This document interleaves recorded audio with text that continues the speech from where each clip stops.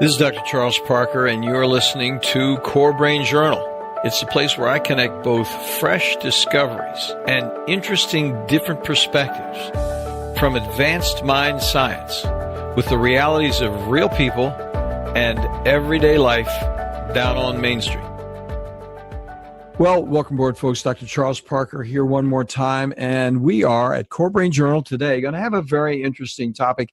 I mean, I know I say this all the time, but I'm terribly interested in all these topics, but this one is so referential to what we do every day.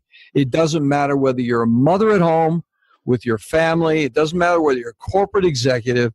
It doesn't matter if you're a psychoanalyst sitting around in your office listening to free associations.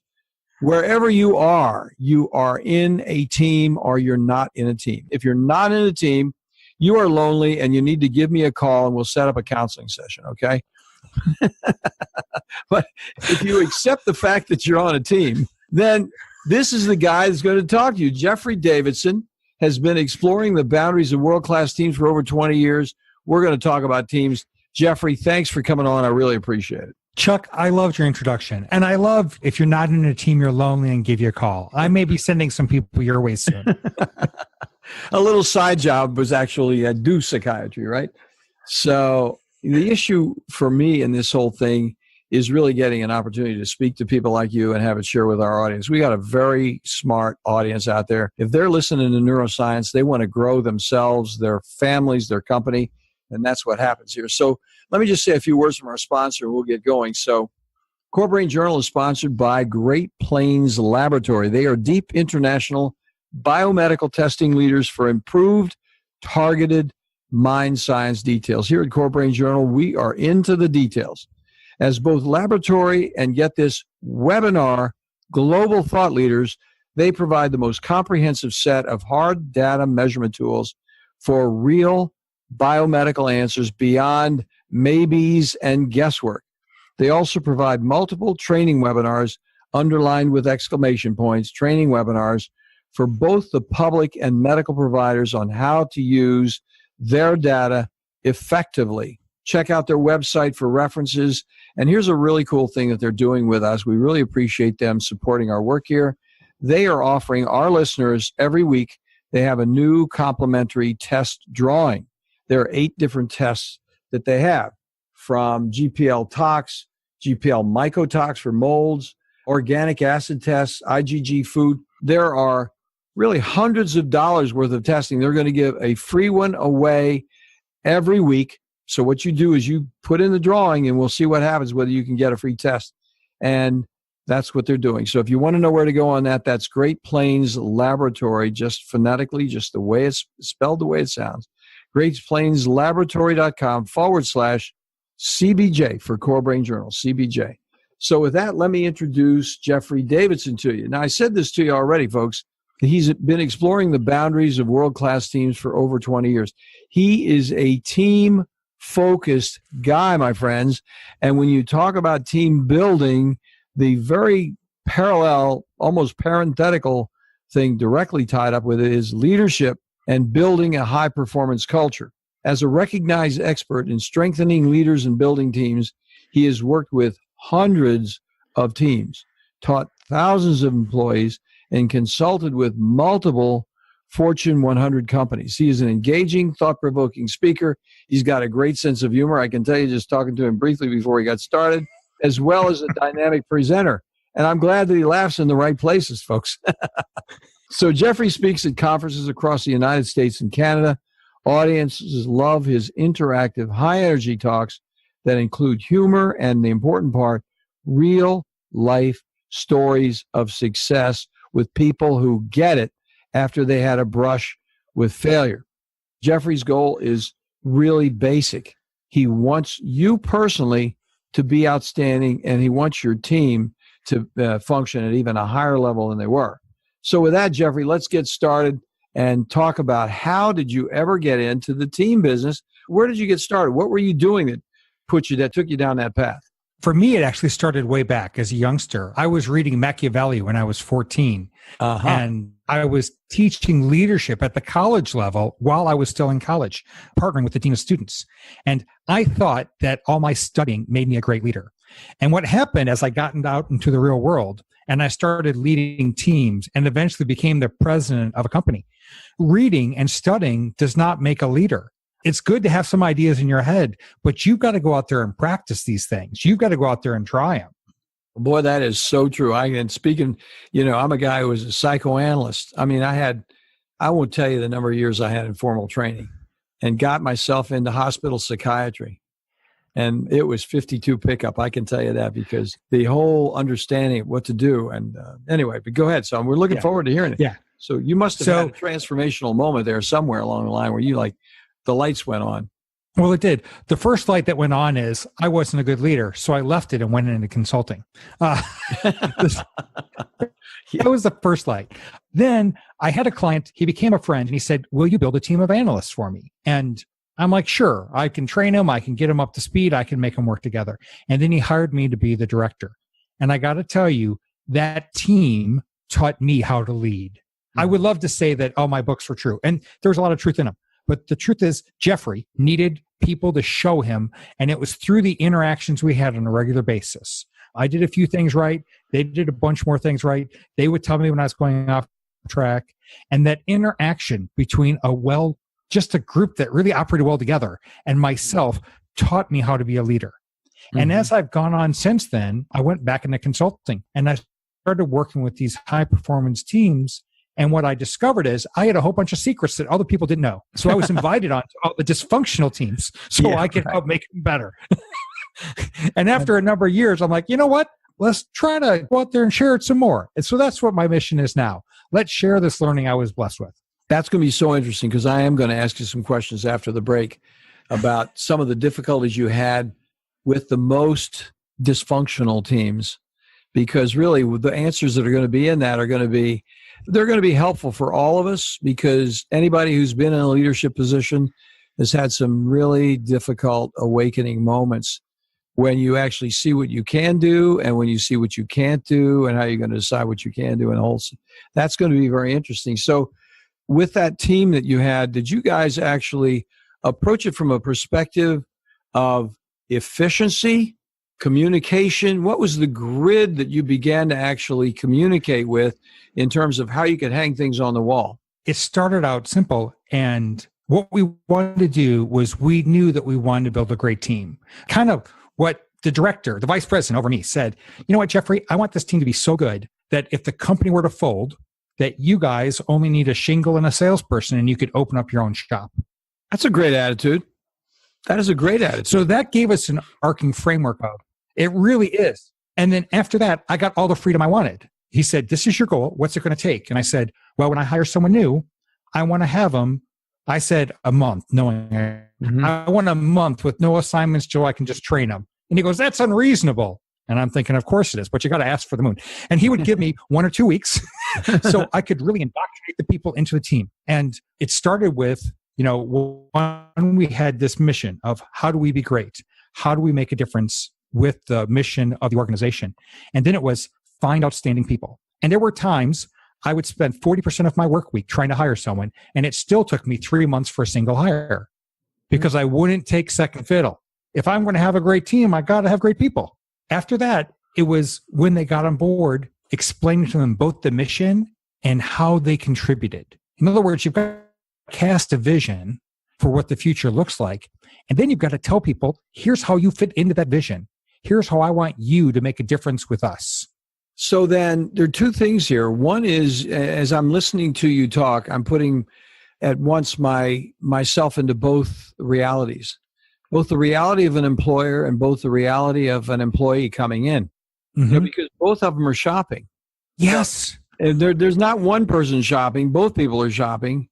And sometimes employees don't think they should be shopping, but they should doggone be shopping. I can tell you I've walked into so many situations where I didn't shop because I didn't know how to shop. My wife is great at shopping. Her mother taught her how to shop. But I'm telling you, and she knows how to shop, okay? I'm still learning, okay? But in terms of actually going into a situation, either whether it's an employee or an employer, I think there's some really important principles there that we're really looking for? I'm sure you've got them. I like to. Let's start with an employee coming in. How does an employee know what's going on?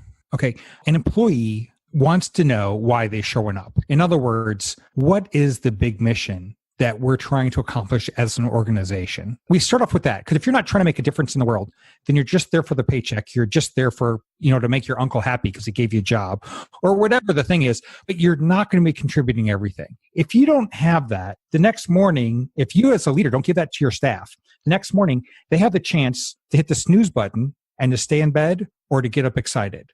And there are some people who don't hit the snooze button, but they might as well have, because they're snoozing all the blank day. Pardon me for getting excited, but you're so right. What you're saying is, and what a lot of us see, is a person has to actually start from a position of a basic fundamental mission, philosophy. Where are we going from here? And so what happens is, if that person doesn't have a good mission, if that company doesn't have an acceptable mission, the whole system is lost. There's nothing to filter your decisions through, and you don't know if you're ever moving together in the right direction. You don't even know how to get together because you don't know where you're going. So that's really the first stuff, is set that meaning for the team. What meaning are you given for your folks? And it could be you're in a large organization and you have a little team. Your team needs to really understand its meaning. Because let's be honest, if you're a therapist, you have a different kind of service than if you're a janitor or if you're in accounting. Your team functions differently, but it's all important for the mission of the organization. So you need to be able to explain that for the team in relationship to the whole.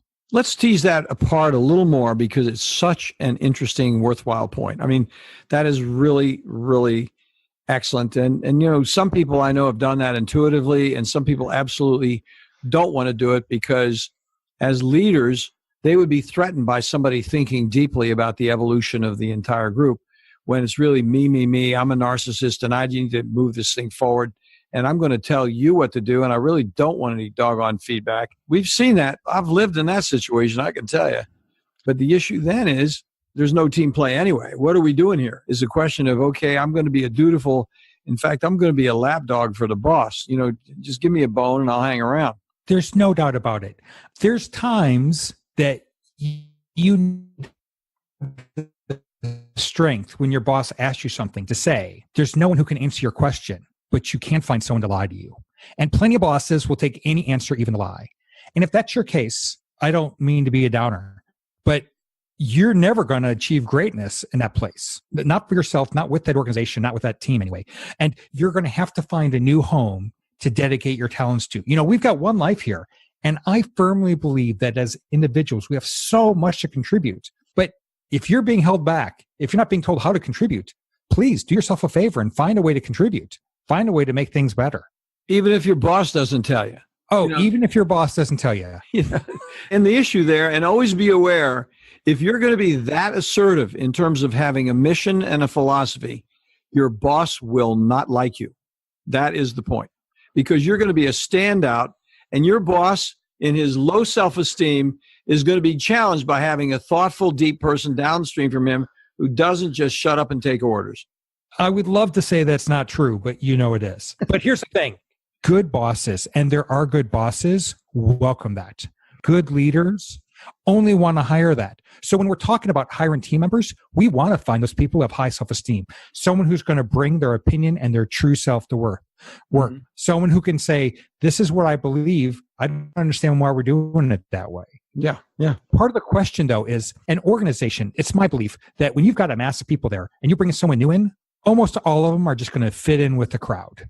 They're going to go with what the current flow is. Mm-hmm. And if the current flow is tell the boss whatever they want, they're just going to have to go with the flow. So what you need to do is be incredibly careful to hire people who are willing to be honest. Hire people who are willing to give a little bit more. Hire people who are willing to think, and then encourage that behavior until you've hired enough people and trained enough people and brought some of those old folks that are already there over to the new way of being a real contributor. You can do it, but don't think it's going to happen overnight.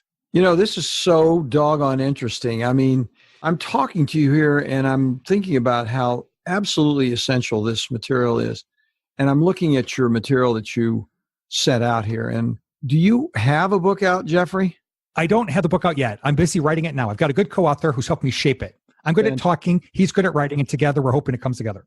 Well, it's going to come together. And listen, when you get it out, we'll come back again and we're going to summarize the book and we'll have another podcast with you because this is so relevant.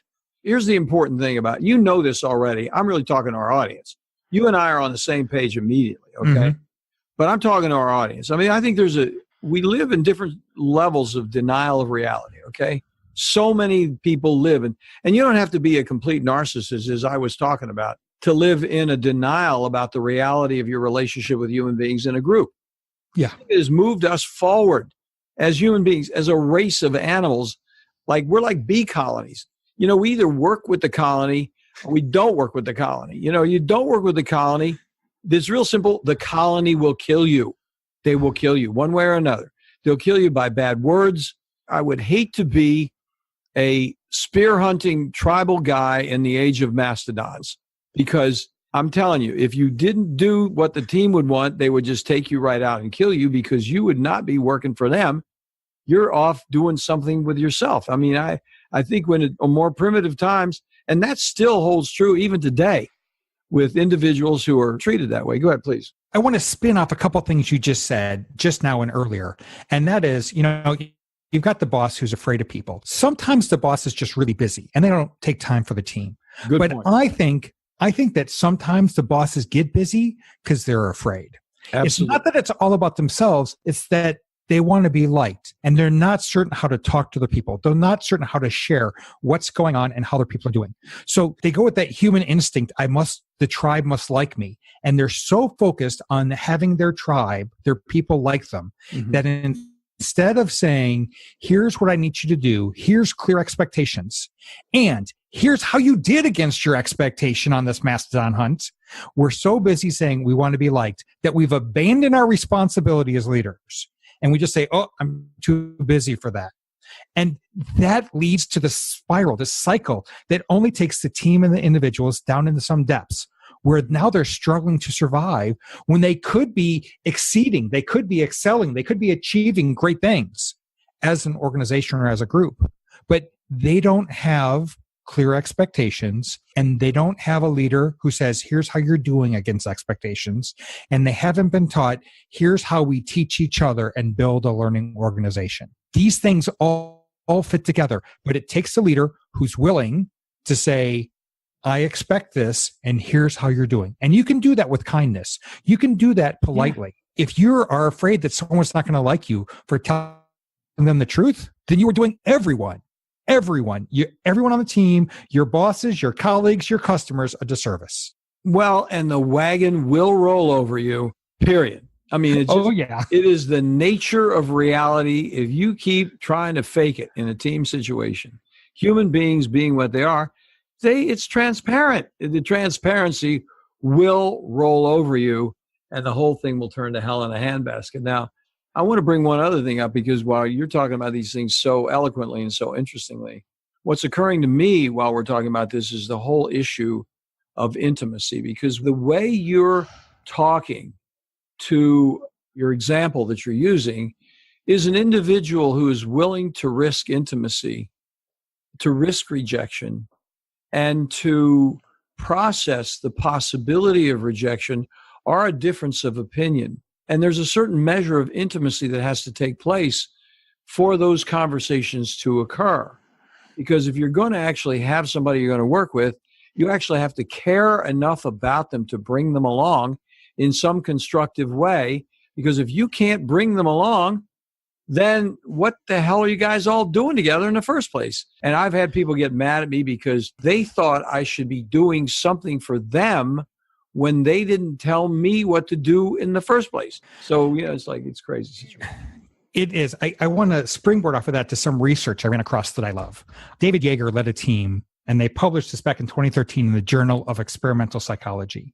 And the study was about inner city youth and how they got the kids to give more. And the key phrase was, when giving feedback to the students, they would write on there, I'm giving you these comments because I have very high expectations and I know you can reach them. I know you can do it. I use that same concept with basically, I have higher expectations for you than you have, and I know you can reach my high expectations. And I have found that when I am working with team members and I say, I know you think you can only be this good. I see in you even more. Let me give you some guidance, some feedback on what you're doing to help you achieve not your expectations, but my expectations that are even higher. And that when I do that, that they excel. They see my appreciation and concern, and then they achieve things they never did before. And you're right. That takes a level of intimacy. You've got to understand your people, and you've got to understand that if they give you feedback or comments on you, that it's just a different opinion. It doesn't mean you're a bad human being. Yeah, well, and to being somewhat reductionistic, I hate the word reductionistic because I do overuse it, but to bring it down to even more perhaps operational terms, you're saying it so well. I don't want it to sound at all like I'm disagreeing with you or being negative about what you said, but just take it another step. The other step is the intimacy with a person is actually every one of those pronouncements from the research that Yeager did originally is saying to another human being, I care about you. I mean, that's what they're saying rather than, they're not saying it that emphatically, but that's what they're saying. Listen, I care about you. And in that context, I want you to know I also care about what we're doing together. I care about you and I care about the outcome. And I think you can do this, and you're showing so many positive things in a world that's so imbued, so tied up with the only way you bring somebody along is to kick their butt. Here's what you're doing wrong, buddy. You did this wrong, and then you did this wrong. And as a leader, I just hate to tell you this. I mean, but that's the way it is. You just got to, you got to eat this and do something different. And we've seen that happen so often. There is. If I could bounce off of that, those leaders who just tell you when you've done something wrong, they tell you you've done something wrong, but they don't tell you what the expectation is, only that you failed. And I have to tell you, if you're in that situation, it's the leader who's failing. Leaders need to tell you both the expectation and then tell you how you're doing against that. Dr. Heidi Grant, who's with the Neuro Leadership Institute, said something last year that I love. And that is when you're in these kind of conversations, you've got to realize that first, this is me here, that first thing, people wake up and they want to do a good job. No one, well, I mean, there's a couple sociopaths out there, but for the most part, everyone wants to have a good day and to contribute. So if you're a leader, you need to realize your people wake up, want to have a good day, and want to contribute. So what you need to say is, I saw the specific action and you did a good job. Here's a way to make it great. Or I saw this action and it was kind of a miss compared to the expectations. Why don't you refocus over here? And those two ways to look at things. What should I build upon? Where should I refocus? Yeah.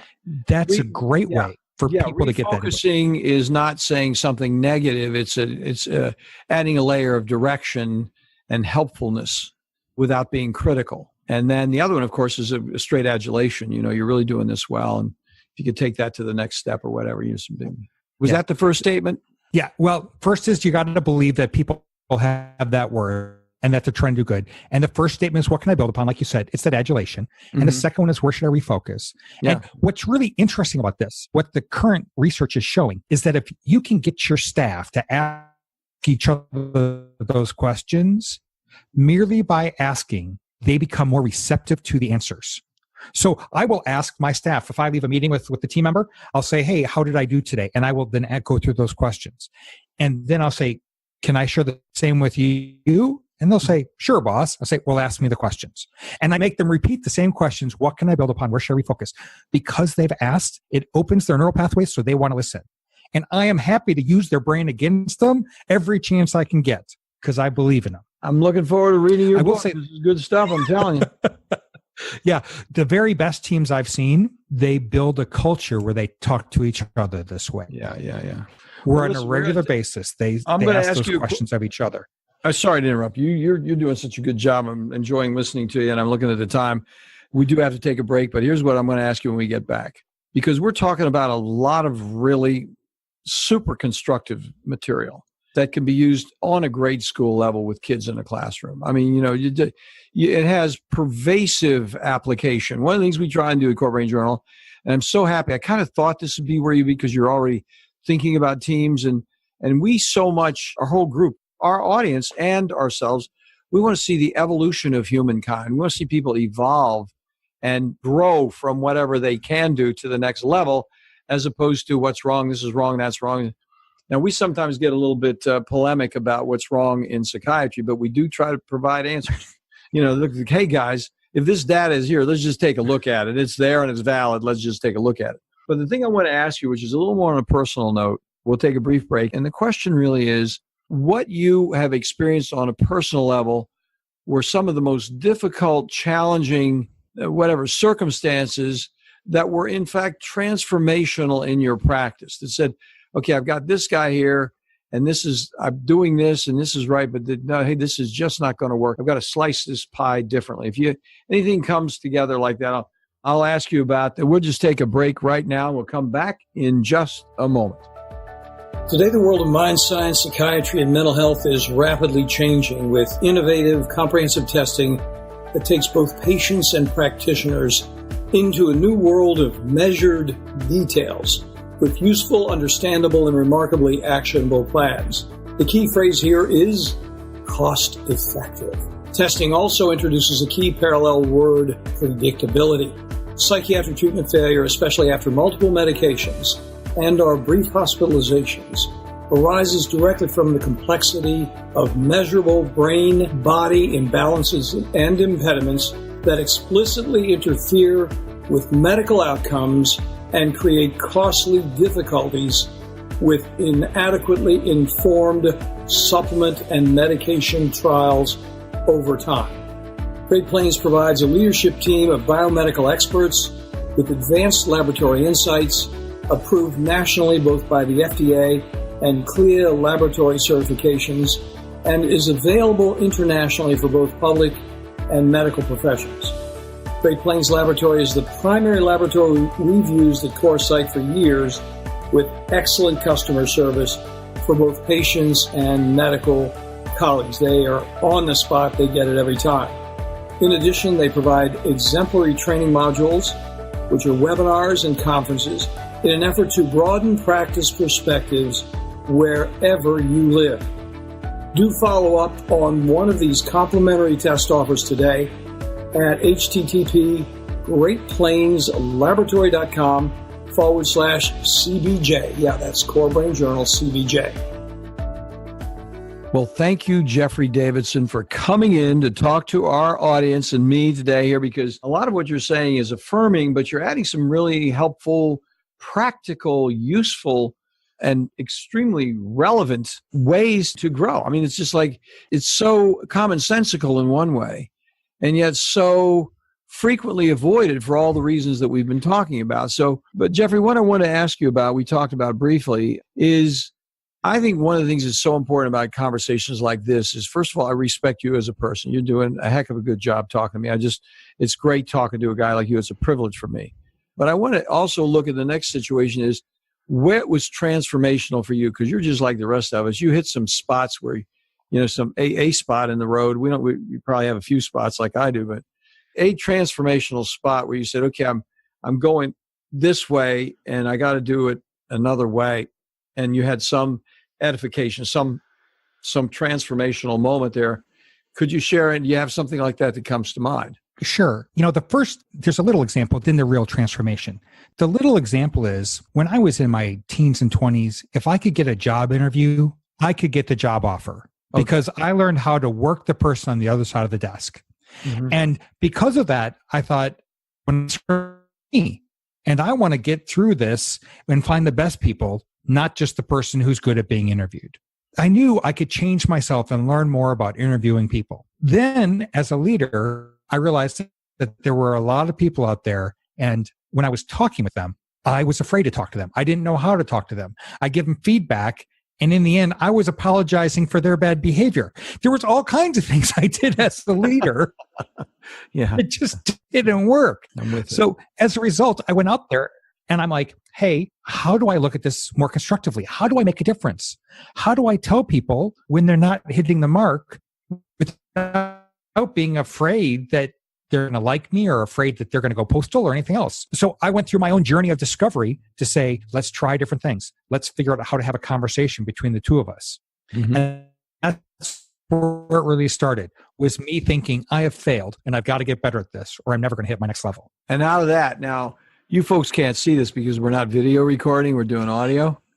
So I get a chance to talk to Jeffrey, and we're just two guys talking to each other across the airwaves. I don't even know what town you're in, Jeffrey. Where are you located? Dallas, Texas, my friend. Down Dallas, Texas. You don't have a Texas accent. But I tell you, a lot of people have the personality down in Texas that you do. I mean, just some really nice people down there. But anyway, back to it. Behind Jeffrey is a phrase that I asked him about before we got on, which is relevant to what we're talking about right now, which is feedback jujitsu. And, one of the things I'm thinking about, because I had the same problem you did in my life, because, when you come up to an actual leadership, when you're executive medical director of a psychiatric hospital, when everybody's running around analyzing everybody else at every single move, the paralysis of analysis is like unbelievable. It's a buzzy, gossip-filled place, and everybody's watching everybody.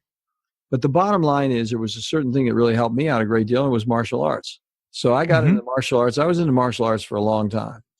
And I don't do it right now. I got away from it. But the bottom line is there are two big things that happened to me in martial arts. Number one is if you do learn how to get hit and come back, that getting hit is not a death knell. It doesn't kill you. And I got hit a lot. I can tell you that. So once you get hit a few times, then you're in a different place, because that's not going to keep you from doing what you have to do.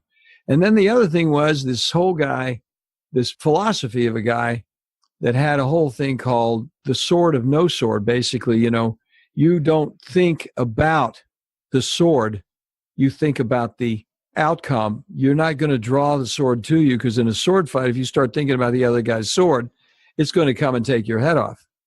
And that guy's name was Teshimaru, but anyway. So there's a certain thing in martial arts that does happen that's a reality that can be a constructive reality. And I would appreciate, as we're winding down here a little bit, if you talk about this interface that you have regarding the jiu-jitsu and that kind of concept in terms of back and forth. I'd be happy to talk a little bit more with that. And the truth is, we've already teased it. The first is you need to go in with the mindset we talked about. Your people have worth. Your people want to contribute. They need to know how. So if you paint the picture, if you cast the vision for them about where you're going as an organization, as a team, then they have the chance to buy in and they have the chance to get involved. So that's the first thing. The second is you need to be clear about your expectations, because if you want to give critical input on how they're doing, but they never heard the expectations in the beginning, what are you even talking about? Why did you open your mouth? Right. So first is understand the vision through that filter of where you're going, set clear expectations, and then build a culture where it's okay to talk about our performance, realizing that just like in martial arts or boxing, you can get hit and it's not the end of the world. If I tell you that you didn't hit the mark, it doesn't mean I hate you. It just means you can do better. Go out there tomorrow and try it again. So building that culture is really important. From there, there's some specific moves that you need to make, though, in this feedback thing. First is timing. If they do something today, you can't throw a punch in a month. It doesn't make sense. They've already moved on. Yeah. Timing is critical. And Absolutely. basically, if you see something, say something, you're looking for same day. You might be able to get away with tomorrow, but next week doesn't exist. So it's too long. That's the first one. The next one is be specific. Talk about, in this context, you did this particular action, and here was the result. Is that what you were aiming for? Because I was hoping for a different result myself. Let's talk about where you were aiming. Let's talk about where I wanted you to aim. And now we can have a conversation about a particular context and a particular behavior. What kind of result are we going to get from different behaviors? And if you make it really concrete, you can have this conversation, by the way, in less than 2 minutes. You can say, hey, in the meeting today, when you said this and this and this, I saw 4 people in that room just light up with a smile. You need to keep talking that way. Good job. Yeah. And you walk on. That's critical information that they need to know so that they keep on doing the right stuff. That is so true. Well, it's just that too often we save all these things up, we forget the details, and we dump it on people in some review process. Oh, well, that's worthless. It's like getting a puppy who loves you. And when you walk in the door, they're so excited they pee on the floor. And 3 months later, you give the puppy a review. It's not going to do any good. Well, and I think the other thing, which I'm just saying this, you know this, I'm not saying this to you because you're very skillful at it. You got a great skill set beyond my skill set on this, and I appreciate listening to you. But the other thing I found out in my leadership role is the relevance of critical remarks in private. what happens is so many say public praise. You just did it. You were an example of it right there. That's what made me think of it. Public praise, private criticism. So many people who are in leadership positions think, okay, now I'm just going to call you out right here in front of everybody.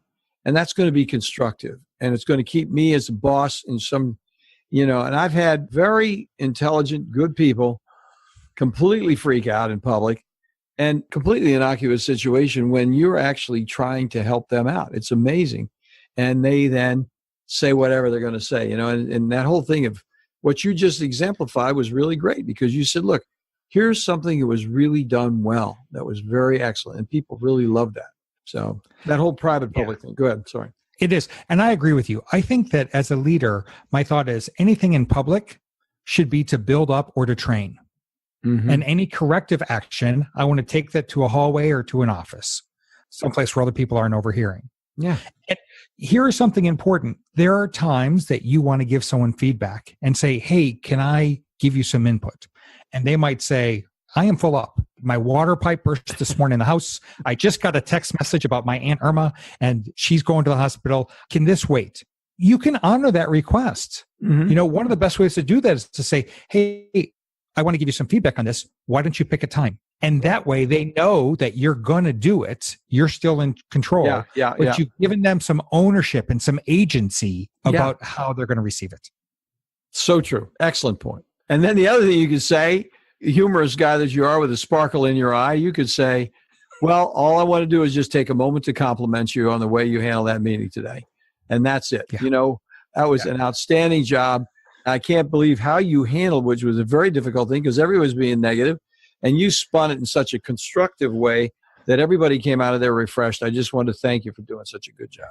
I love it. I once called someone and said, hey, can I give you some feedback? And that word is so loaded. Yeah, we go into the hallway, we find some chairs, we spend 5 minutes out there, and he goes, wait a minute, Jeffrey. Are you telling me all positive things? Can you start over? I wasn't listening. I couldn't hear anything you said. He was so sure it was negative. He didn't hear the compliments. Well, this is what happened to me. You'll get a kick out of this.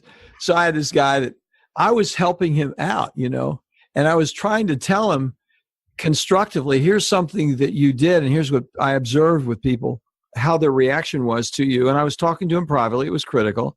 I said, you really want to get along, and the guy that's paying your salary was offended by the way you were handling yourself in that meeting. And I just wanted to give you some feedback. And the reason he was offended is because you were being disrespectful of the group process at that moment. And it was counterproductive.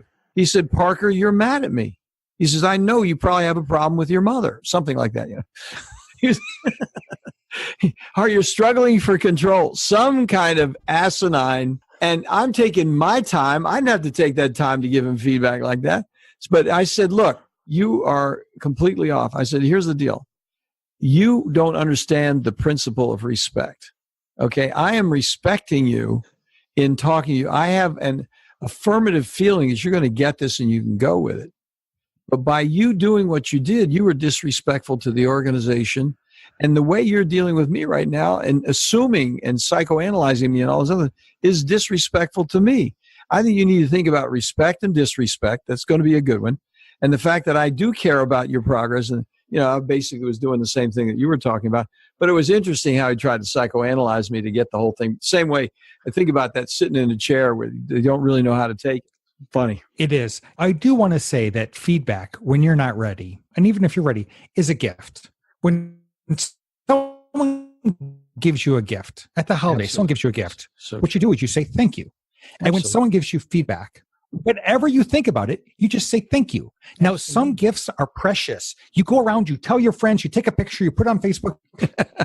You love this gift. Yeah. Some gifts are an ugly sweater from Aunt Edna, and you hide it in the back of the drawer way down low in that room you never go to. Yeah, right. You don't have to accept the gift and do anything with it. Just say thank you and move on. Jeffrey, I hate to wind up this conversation. It's been so much fun talking. We only have a couple minutes left.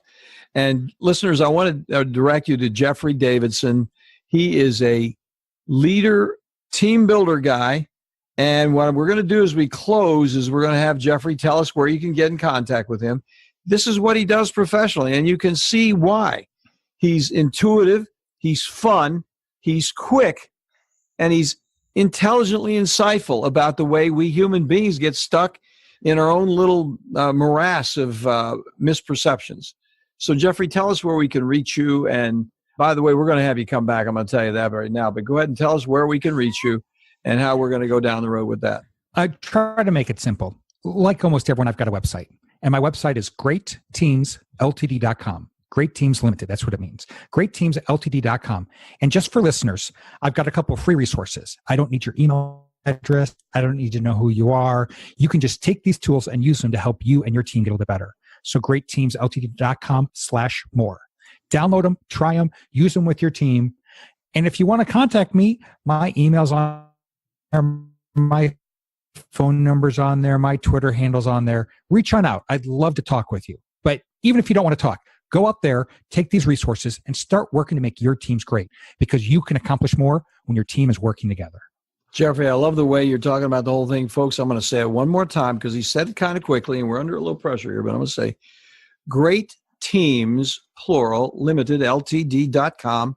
And the point was /more. You want to go to that /more because that's where he has some downloads and some things and ways to free resources to you. And we really appreciate, Jeffrey, you coming on, talking to us here at Core Brain Journal.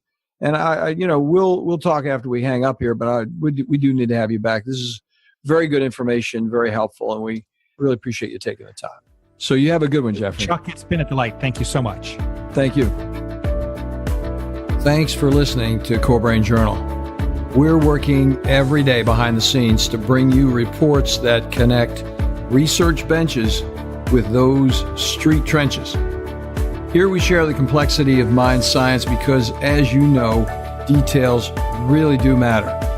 One of the most pervasive, misunderstood challenges is how commonplace medications, like those written for ADHD, are used so regularly without clear guidelines. If you think you'd like more specifics, take a minute to download my 2-page PDF packed with video links and references on the absolute essentials of how to start ADHD medications. They're easily available at corebrainjournal.com/start. Thanks for listening. Do connect and stay tuned. Together we can make a difference.